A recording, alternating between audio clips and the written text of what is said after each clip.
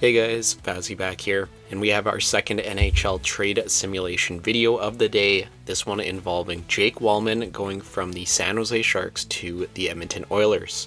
This trade was broken yesterday, but we didn't have the full details till pretty late in the night, so let's go jump into NHL 25 and start breaking everything down. Alright, so this is what the trade is looking like here in game. The Edmonton Oilers are sending a 2026 first round pick and player Carl Berglund. Honestly, don't know much about Berglund. I looked at his stats quickly. Nothing really here popping out at me. Even in the AHL, stats aren't great, so I think it's more or less just kind of a toss-in player here revolving roster spots. Going the other way is Jake Walman. Very interesting defenseman to get back if you're the Edmonton Oilers. He was on Detroit not too long ago, and a lot of Detroit fans really liked him. He was a really solid defenseman there with Mo Seider. He is a guy that this year on San Jose of all teams is having a career high in points. He has like 30 points in 50 games. And he is also signed on for one more year at $3.4 million. To my knowledge, there is no salary retention involved in this trade, but honestly, it's not bad for a guy who's going to be playing top 4 minutes for you. Alright, so let's try sending this trade from the Oilers to the Sharks. Looks about even in value, and then just trade accepted. Actually a little bit surprised by that. Sometimes those trades don't always go through.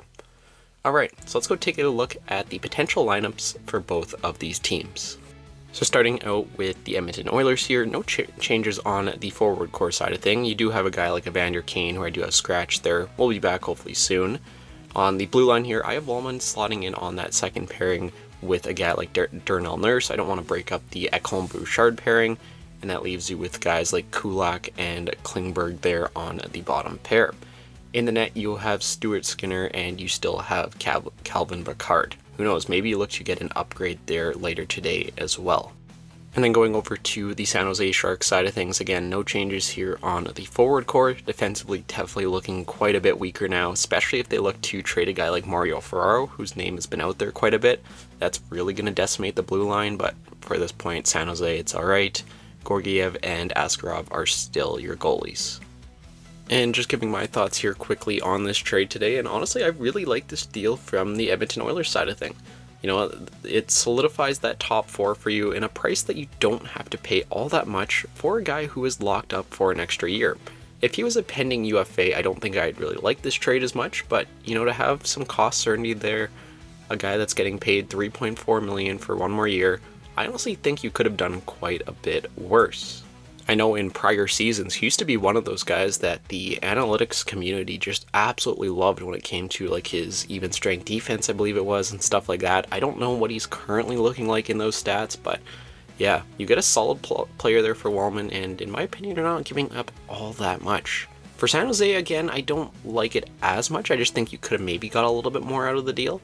Like we've seen some of these trades that have been coming through the past few days, and honestly I think Walman's a bit of a better defenseman than some of the guys that have been going off the board, but end of the day, it's another first round pick. That's going to be another player that you hope plays for your team down the line for, you know, a decent chunk of time.